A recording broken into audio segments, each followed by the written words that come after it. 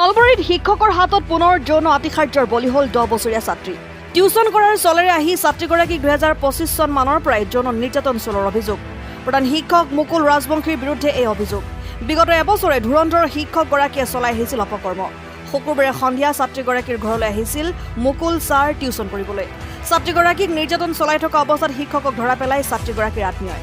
পবিন্দ্ৰ নাথ প্ৰাথমিক বিদ্যালয়ৰ প্ৰধান শিক্ষক মুকুল ৰাজবংশীৰ বিৰুদ্ধে যৌন নিৰ্যাতনৰ অভিযোগ তুলি নলবাৰী থানাত ইতিমধ্যে এজাহাৰ দাখিল কৰিছে অভিভাৱকে। আমাৰ ভতিজা ছোৱালীজনী স্কুলৰ টিচাৰ এটাই কৰিছিল, টিউচন কৰিছিল। কৰি পেলাই 2025 জানুৱাৰীৰ পৰা কৰিছিল আৰু হ'লে ছেপ্টেম্বৰ মাহৰ পৰা মানে আবিটোক ফিজিকেলি কৰি আছে, হাৰাছমেণ্ট কৰি আছে।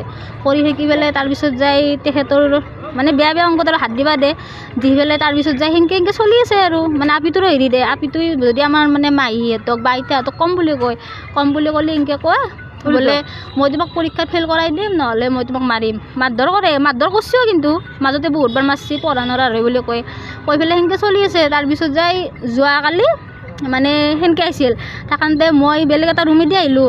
আহোঁতে মই যি দেখা পাওঁ যি মানে ছাৰে একদম বেয়া অৱস্থাত আছে। বেয়া অৱস্থাত থাকি পেলাই ছাৰজনৰ নাম মুকুল ৰাজবংশী, স্কুলখনৰ নাম পবিন্দ্ৰনাথ চৌধুৰী প্ৰাথমিক বিদ্যালয়। মুকুল ছাৰৰ হয় নাম কণাত, মানে লেঙিদলে পৰে, চুবুৰীটো নাম কণাত। তেওঁ প্ৰধান শিক্ষক, তাৰে স্কুলখনৰ প্ৰধান শিক্ষক। তেওঁ এনে আমাৰ ডেইজিহঁতক মানে ভাগিনহঁতক শিকায়, অসমীয়া শিকায়। এজাহাৰ দিলোঁ। News desk report N24 Assam.